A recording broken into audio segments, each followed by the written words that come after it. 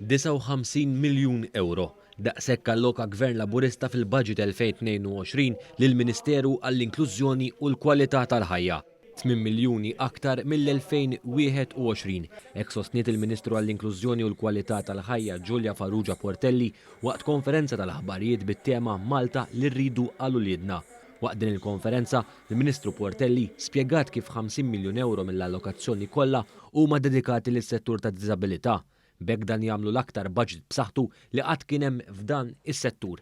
Fil-fatt il-Ministru Giulia Farrugia Portelli aċċennat għal uħud mill-miżuri li huma fornuti minn din l-allokazzjoni rekord, fost oħrajn issemmit iż-żieda ta' 5 euro allowance għat-tfal diżabilità u li se jgawdu minna 1700 familja, iż-żieda flotja għal carer ta' persuni b'diżabilità u l-iskema ġdida biex tfal b'diżabilità jibdew jieħdu occupational therapy mill-ewwel u mhux jitilfu l-ħin prezzjuż.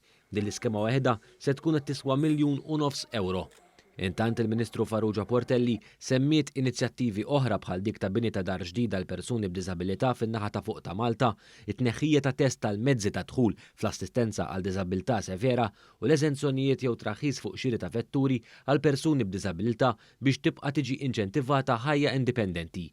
Madankollu l-Ministru ma waqfitx mas-settur ta' diżabilità biex hekk kif spjegat kif dan il-Gvern se jkun qed jaħseb fiż-żgħażagħ permezz ta' diversi skemi fosthom dik taż-żieda tal-10% fl-istipendji u l-opportunità li jistgħu jaħdmu sa 25 siegħa fil-ġimgħa mingħajr ma dan jitilfuh u trasport pubbliku b'xejn. Is-saħħa ta' pajjiż ma titkejjilx mill-mod b'saħħtu ekonomiku tas-soċjetà, imma kemm dak il-pajjiż dik is-soċjetà partikolari għandha għall-qalba il-ġustizzja soċjali u nemmen li dan huwa budget illi huwa msejjes fuq dak il-valur ewlieni li jaqadna.